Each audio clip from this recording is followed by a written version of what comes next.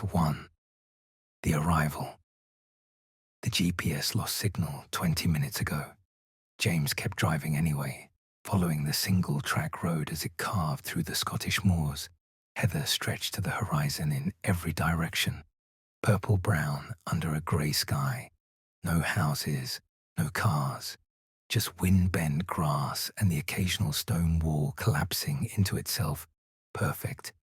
He needed isolated, needed offline, needed somewhere his publisher couldn't call and his girlfriend couldn't text and his own excuses couldn't follow him. 3 months past deadline, 40,000 words written, all of them wrong.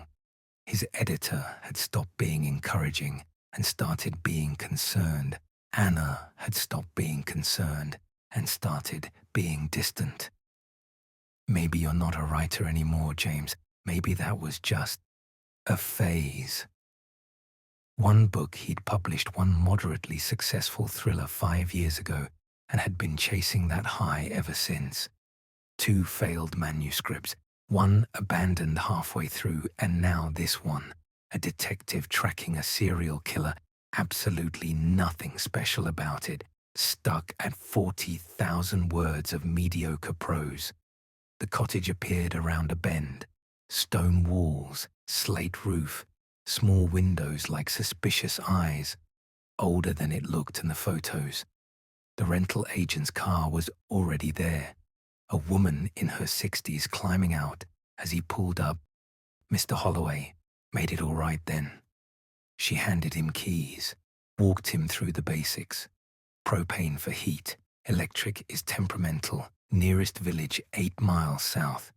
There's a stone circle on the property, out past that ridge. Quite old. Some say Bronze Age, but who knows? Tourists like it. I'm not a tourist. No, you're a writer. She said it like she'd seen a dozen of him. Well, you'll have your peace and quiet. No Wi-Fi, no mobile signal. Just you and your thoughts. She left him there. As the sun touched the horizon, James unpacked. Laptop, notebooks, the manuscript printed out for notes he'd never make, French roast coffee, pasta, bourbon. 3 weeks of supplies, 3 weeks to finish this book or admit defeat. He made coffee and sat at the desk, opened the laptop, stared at the last sentence he'd written. Detective Morgan studied the crime scene photographs, looking for the pattern he knew was there. The cursor blinked, blinked, blinked. Nothing came. An hour passed, then 2. The light outside faded to purple, then black. He'd written nothing, deleted nothing. Just sat there, frozen, feeling the weight of every failed page behind him and every blank page ahead. Finally, he gave up, needed air, needed to move. The stone circle was easy to find even in the dusk. A ring of standing stones about 20 feet across, maybe 8 feet tall, covered in pale lichen. They looked like teeth rising from the earth. James walked between them, stood in the center. The wind died. Complete silence pressed against his ears. He didn't believe in energy or ley lines or any of that mystical bullshit, but standing there, he felt something. A weight. Like the air was denser inside the circle, like he was being observed by something old and patient. He left quickly. Back at the cottage, he made pasta, drank more bourbon than he'd intended, went to bed early, lay awake, listening to wind against stone. Tomorrow would be better. Tomorrow he'd write. Tomorrow was the same. He woke at 7, made coffee, sat at the desk, opened the manuscript, read what he'd written and hated every word, started a new scene, his detective interviewing a witness, and watched it die on the page. Lifeless dialogue, predictable beats. He could see every gear turning, every piece of craft showing through like scaffolding on a building that would never be finished. By noon, he'd written 1 paragraph. By 3, he'd deleted it. The desk drawer stuck when he tried to open it. Frustration made him yank harder than necessary. It flew open, banging against the interior of the desk. Inside, a leather journal, expensive looking, soft brown leather, good paper, a fountain pen clipped to the cover. James picked it up. Someone must have left it. Previous renter, probably. He should mail it back. He opened it to look for a name and address. The first page had a date at the top, 6 months ago. Below it, an entry. Day 1. Arrived at Cottage around 4 p.m. Unpacked.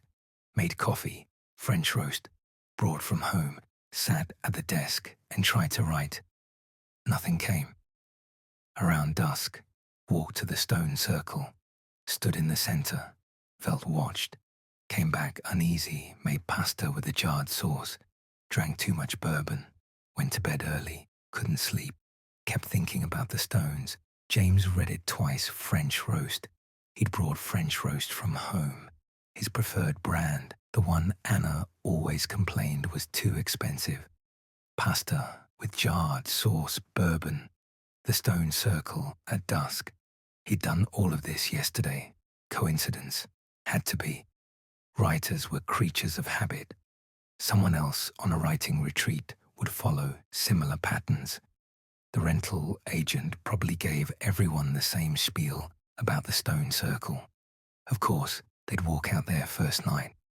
He flipped to the second page. Day 2. Woke at 7 a.m. Made coffee. Sat at desk. Opened manuscript. Hated everything I'd written. Started a new scene. Detective interviewing a witness. Watched it die on the page. Lifeless dialogue. By noon, 1 paragraph. By 3, deleted it. Found this journal in the stuck desk drawer around 3:30 p.m. Told myself it was coincidence. I'm reading it now, aren't I? Telling myself the same thing. James checked his watch. 3:47 p.m.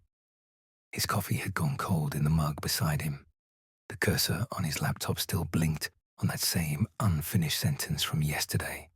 He closed the journal, put it back in the drawer, shut the drawer firmly, then opened it again and took the journal out. His hands were shaking slightly as he turned to the third page. Act 2. The Recognition. James didn't sleep. He lay in bed staring at the ceiling, listening to wind scrape across the roof. The journal was downstairs on the desk where he'd left it, but he could feel it like a presence, like something waiting.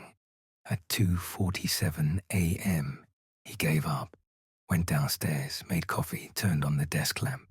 The cottage felt larger at night. Shadows pooled in corners. The windows reflected his own face back at him, pale, hollow-eyed. He opened the journal to day 3. Didn't sleep, made coffee at 2:47 a.m. Sat at the desk and told yourself you wouldn't read further. You're reading this anyway. You need to understand. James's breath caught. Here's what you're thinking right now. Someone is watching you. Someone set this up. Hidden cameras maybe. An elaborate prank. Or you're having a breakdown. The stress of the deadline. The fight with Anna. The failures piling up. Your mind has cracked and you're hallucinating patterns that aren't there. Those are rational thoughts. Hold on to them for now. You'll need them later. Today, you'll try to work on your novel. You'll write exactly 427 words about Detective Morgan interviewing the witness, a woman who saw someone leaving the victim's apartment. The dialogue will be stiff. You'll know it's stiff while you're writing it. You'll keep writing anyway because at least it's words on a page. At sunset, you'll count the words. 427 exactly. Then you'll delete all of it. After that, you'll walk to the stone circle. You'll bring this journal with you. You'll stand in the center, looking for answers in the rocks. You won't find any, not yet. But you'll feel it again. That sense of being watched by something future. Something that already knows what you'll do next. You'll come back and read day 4. You won't be able to stop yourself. James closed the journal. The sky outside was still dark. Hours until sunrise. He could leave. Pack up right now. Drive back to London, chalk this up to a weird experience and move on. But his deadline was in 2 weeks. His relationship was hanging by a thread. He had nowhere else to go, and if he was honest, really honest, he wanted to know what happened next. He opened his laptop, started writing the detective scene. The words came easier than they had in months.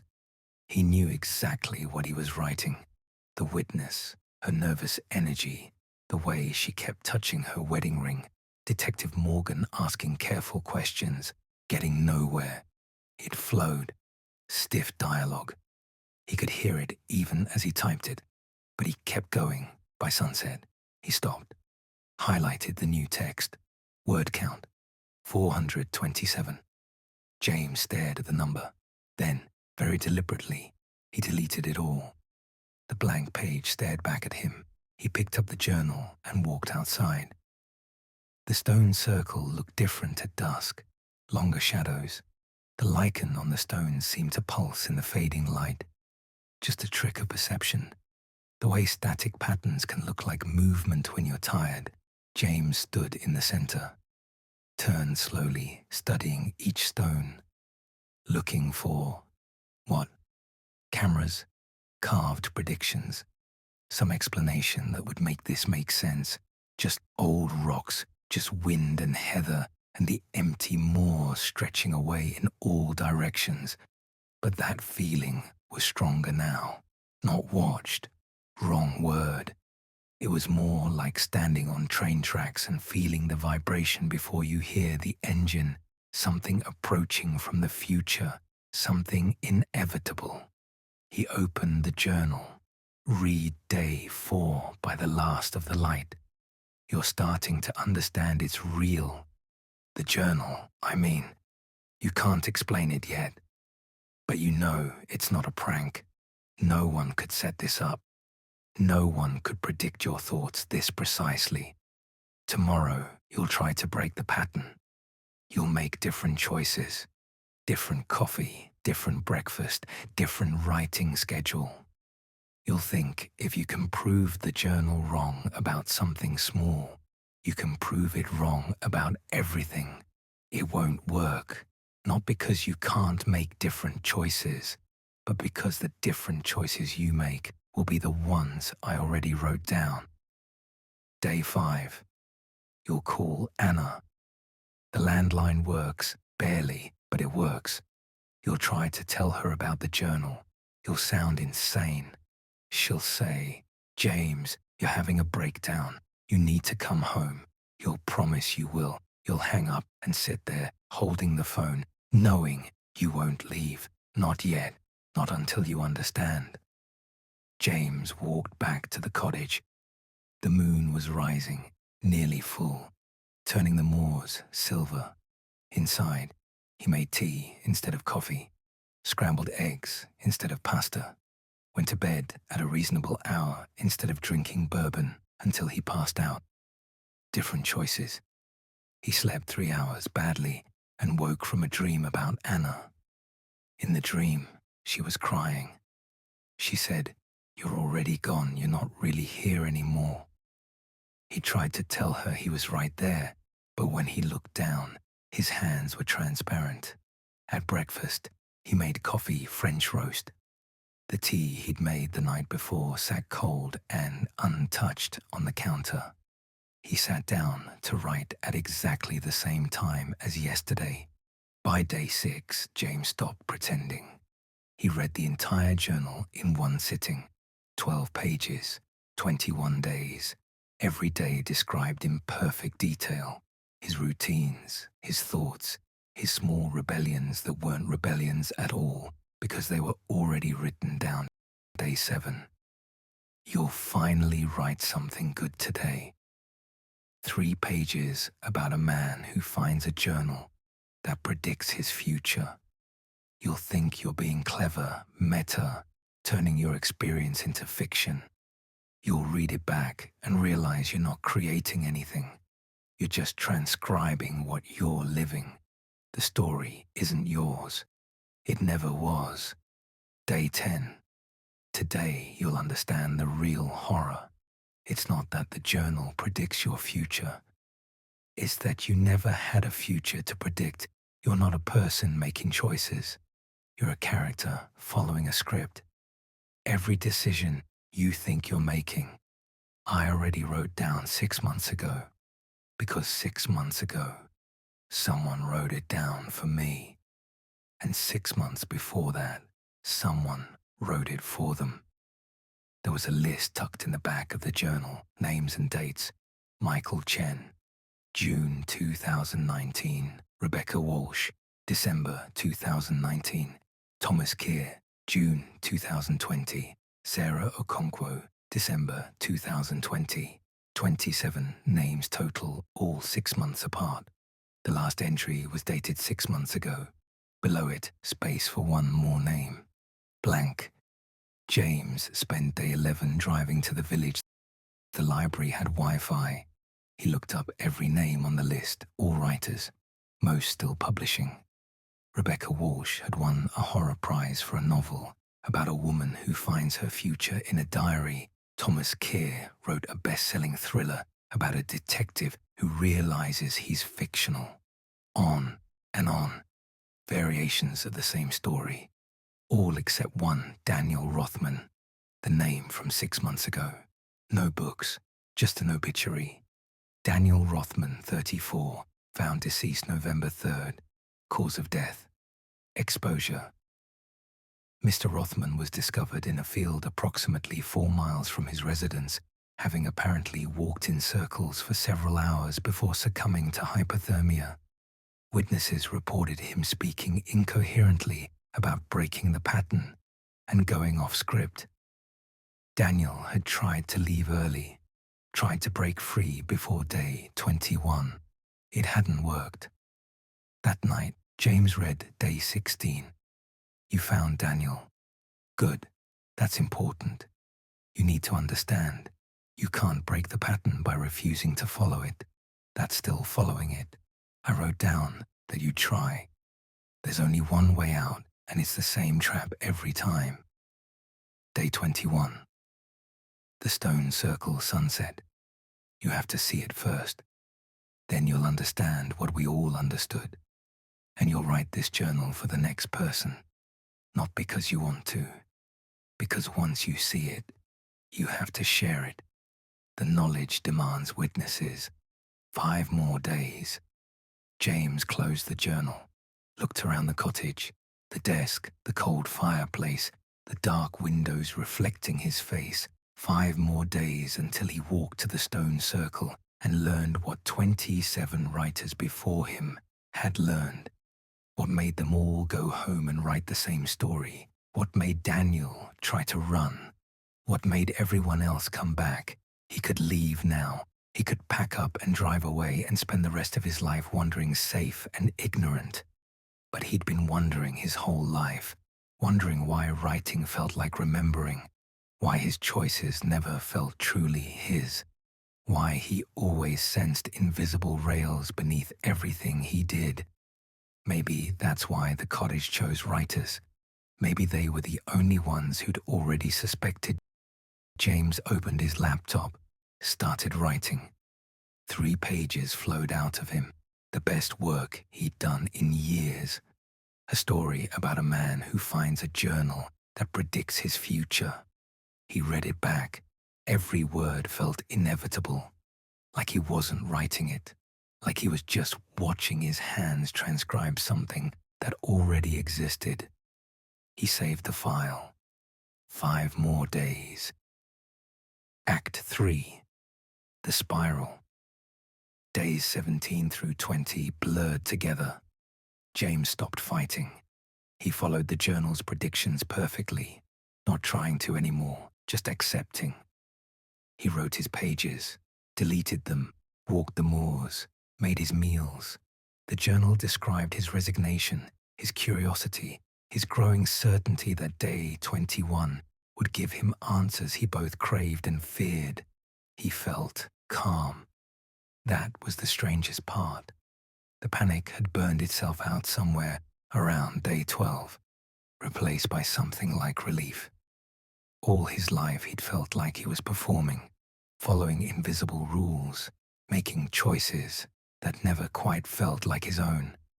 At least here, the script was visible. On day 19, the phone rang, the landline mounted on the kitchen wall.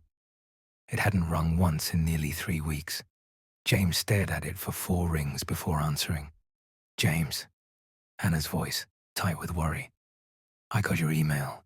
You sound different." "I'm fine, almost done." With the book, he looked at the laptop closed on the desk, with understanding. Silence on the line. Then, "You're scaring me. Please come home." "Soon, 2 more days. James, I have to go." He hung up before she could say anything else, stood there with his hand on the phone, feeling the cool plastic, the coiled cord. He opened the journal to day 19. The conversation was transcribed word for word, but there was more. What you didn't tell her. You're not scared anymore. You're relieved. All your life you felt like you were performing. Anna loved you for your potential, the writer you might become. Your publisher paid you for pages they could sell. Everyone wanted you to be a character in their story. At least here, you know it's true. At least here, the script is visible. That's what makes it bearable. Not the loss of free will. You never had that.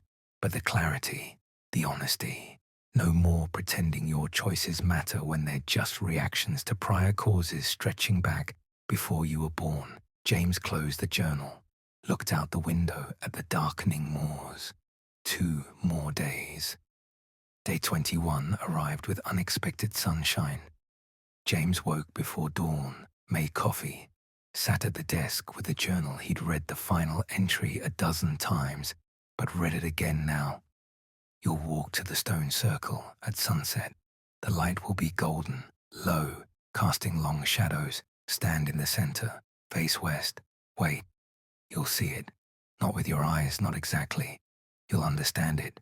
The pattern, the structure, the thing underneath. This is the only part I can't describe because language is the cage. Words are what trap us into being characters. What you'll experience is pre-linguistic before narrative, the raw shape of story itself, and the thing that generates it. After, you'll understand 3 things. First, you never had free will. You're a pattern of consciousness generated by narrative structure, thinking you're making choices. Second, everyone is, not just you, not just writers who come here, everyone. The whole world is story being written by something vast and indifferent. Third, once you know this, you can't unknow it, and you'll need someone else to know it too. Tonight, after you see it, you'll sit at this desk and write this journal for the next person. Not because you want to, because the knowledge is a virus. It demands to spread. You'll feel compelled to document it, to leave instructions, to make sure the next writer understands what they're about to experience. See you at sunset. You. James made breakfast, tried to write, walked the moors. The day stretched out, every hour feeling longer than the last. At 3 p.m. he considered running, getting in the car and driving away, breaking the pattern through sheer willful refusal. But Daniel had tried that. Daniel died in a field, walking in circles, trying to go off script. At 4:47 p.m., the sun began its descent. Golden light spilled across the heather. The stone circle was visible from the cottage window, dark shapes against amber sky. James stood in the doorway. He could still choose not to go, could stay inside, make dinner, prove the journal wrong. Except he knew he wouldn't.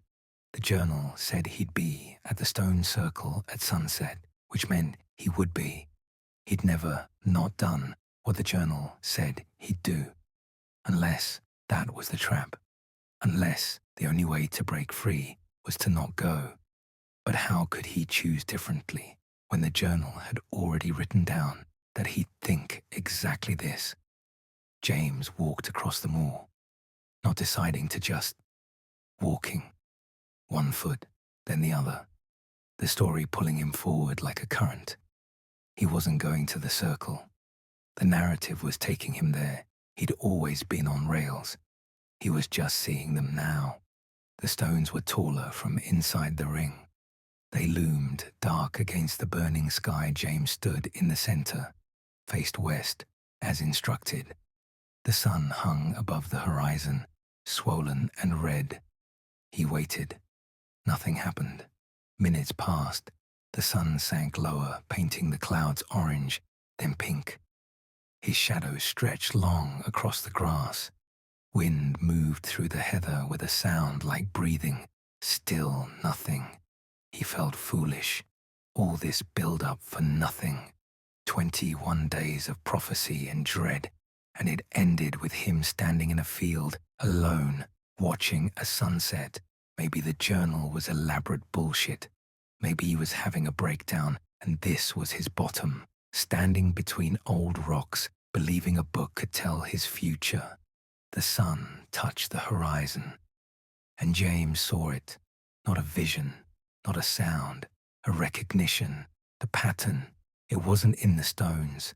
The stones were just markers. The pattern was in everything. The way the light fell, the rhythm of his heartbeat, the interval between gusts of wind, the structure of his thoughts as they arose and dissolved. Everything was following a script, not metaphorically, actually. Every particle moving in the only way it could move given prior conditions, every neuron firing in the only sequence it could fire, every thought he'd ever had inevitable, every choice he'd ever made predetermined by causes stretching back before he was born. Free will was an illusion, not even a good one, just pattern recognizing itself and calling it choice. He saw it. The machinery beneath consciousness, the algorithm running everything. And once he saw it, he couldn't unsee it. There was no author. That was the worst part. No consciousness writing this, just the pattern writing itself, endlessly, generating beings like James who thought they were choosing, thinking, living, but they were just story narrative, becoming aware of being narrative and mistaking that awareness for autonomy. James stood in the center of the stone circle and understood. He'd never made a choice, not one, not ever. He was a character who'd briefly glimpsed the page he was written on. And now he couldn't look away. He walked back to the cottage in darkness. His hands were steady. His breathing was calm. Everything made terrible, perfect sense. Inside, he sat at the desk, opened the bottom drawer, and found what he knew would be there. A new journal, leather-bound, blank pages, fountain pen clipped to the cover. There was always a new one waiting. He uncapped the pen, wrote, Day 1. You'll arrive at the cottage around 4 p.m. You'll unpack. You'll make coffee, French roast, brought from home. You'll sit at the desk and try to write. Nothing will come. The words flowed. He wrote for hours, describing days he hadn't lived yet, thoughts someone else would think, choices that weren't choices. Every word inevitable. When he finished, he placed the journal in the drawer, left the pen clipped to the cover. Tomorrow, he'd pack, drive home, write his novel in 3 feverish days. Just like the pattern showed him, the publisher would love it. Anna would leave. And in 6 months, someone new would arrive at the cottage.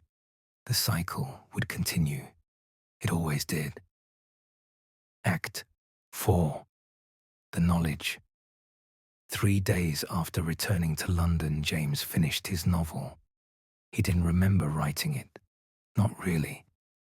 He sat at his desk in his apartment, The flat he'd shared with Anna until she moved out 2 weeks ago. And his hands moved across the keyboard and words appeared, and when he looked up, it was done. His editor called it the best thing he'd ever written. A thriller about a detective who realizes he's a character in someone else's story. It's so meta, James. So intelligent. Where did this come from? He didn't answer. How could he explain? She was a character who didn't know she was a character. He was a character who did. There was no bridge between those states of being. The book sold well. Film rights got optioned. His agent called it a comeback. People wanted interviews, wanted to know about his process, his inspiration. He declined them all. He couldn't write any more, not new material, because everything he tried to write, he could see the structure before he typed it. The character arc predetermined, the plot beats inevitable, the dialogue following statistical patterns of how people actually spoke. There was no creativity, just pattern recognition, just transcription. His therapist asked if he was having intrusive thoughts. He'd laughed. They weren't intrusive, they were just accurate. 6 months after leaving the cottage, James sat at his desk, not writing, just watching. He'd been checking the cottage rental website every day. Today, the listing showed, currently occupied, available again, November 18th. Someone was there right now, day 12, if they'd arrived on schedule. They'd found the journal. They were reading about themselves. In 9 days, they'd walked to the stone circle. James opened a blank document, started typing. Laura Voss, 34, thriller writer from Manchester. 3 months past deadline, boyfriend giving ultimatums. She'll arrive on day 1 and make coffee. He didn't know anyone named Laura, didn't know who was at the cottage, but his fingers kept moving. The pattern showed him what was happening there, the same way the journal had shown him his own future.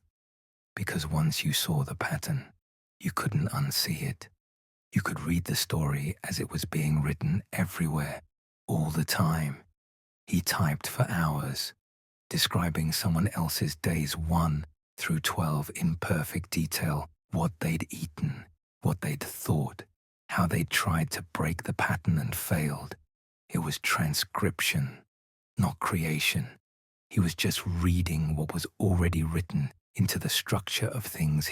His publisher kept calling, wanted another book. James hadn't answered in weeks, because he understood now. He'd already written his last original sentence. Everything after the cottage was just watching, reading, seeing the machinery run, and being unable to look away. Day 21.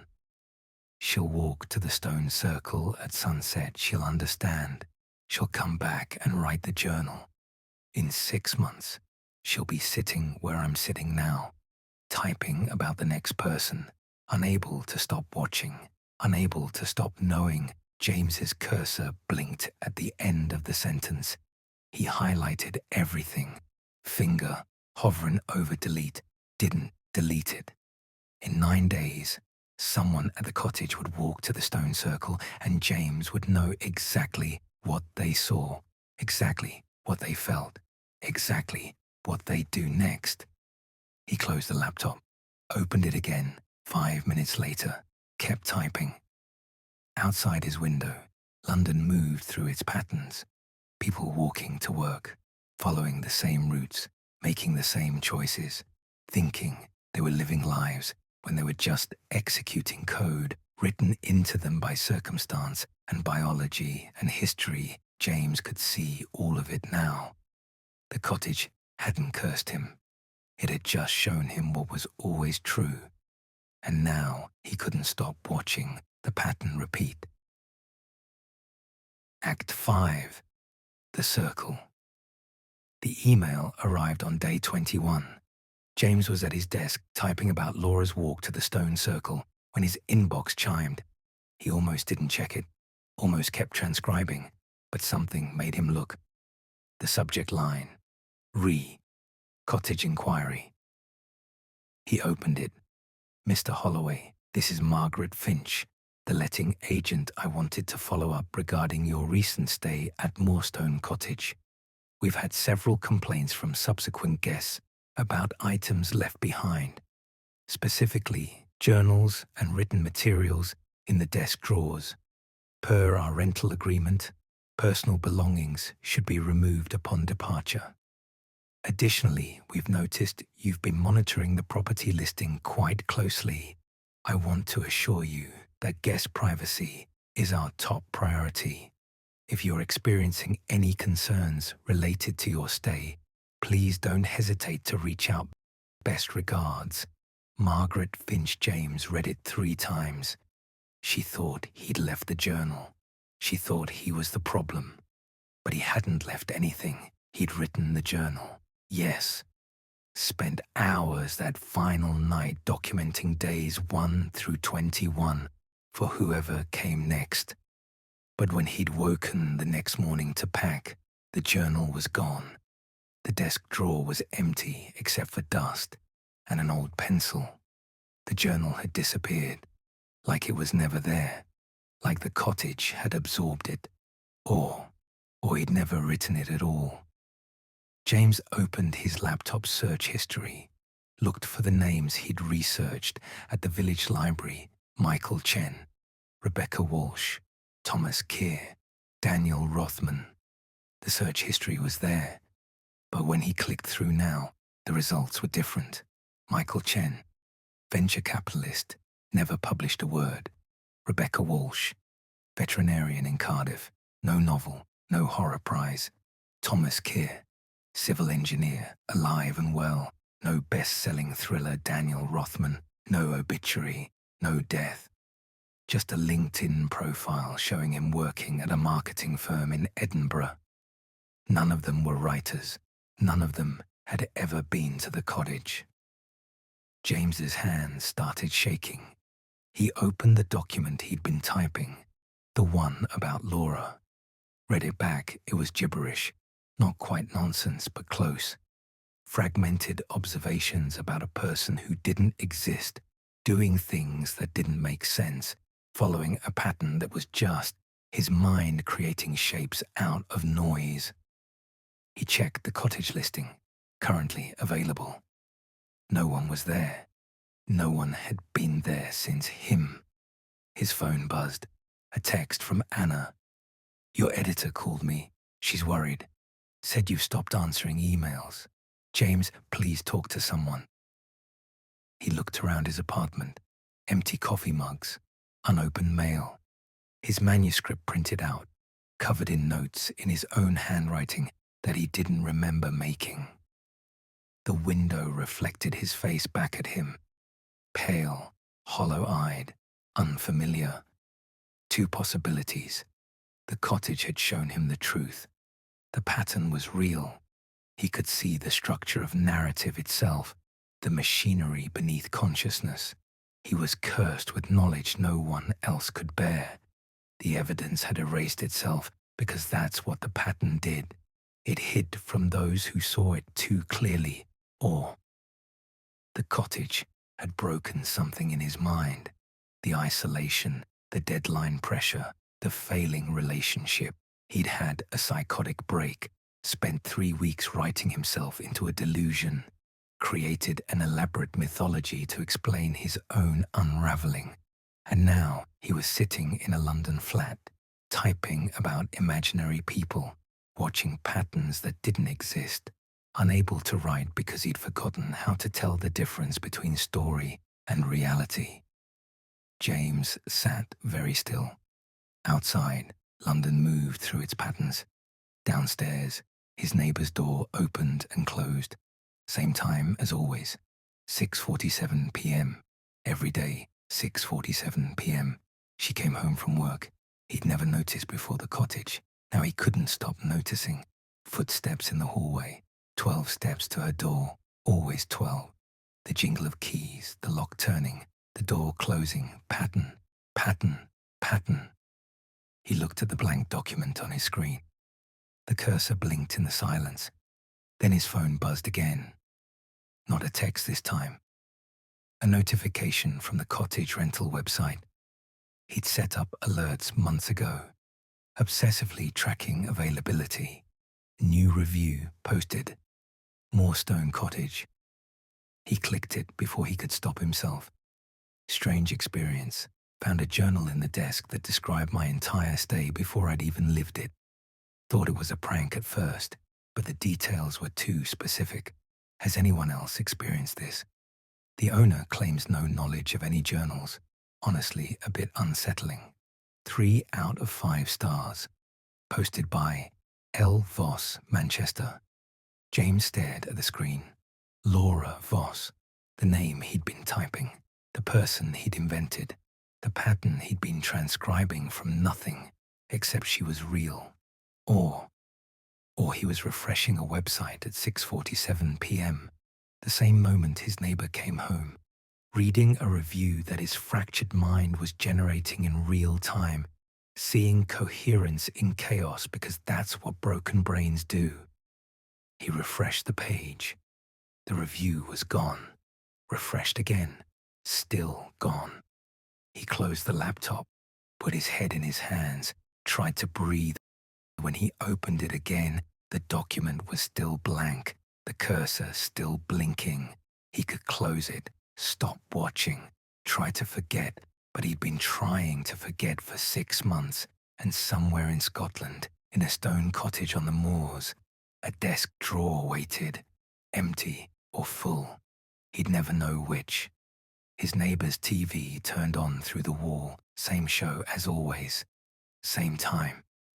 He could hear the opening credits, the theme song he'd heard every night for 2 years, but had never really heard until now. Everything was pattern, or everything was breaking, or both were true at once.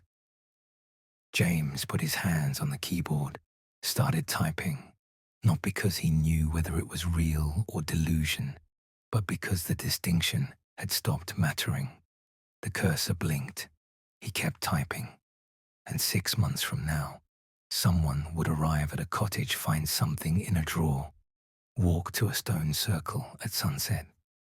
Or they wouldn't. The pattern didn't need him to believe in it. It just needed him to follow it.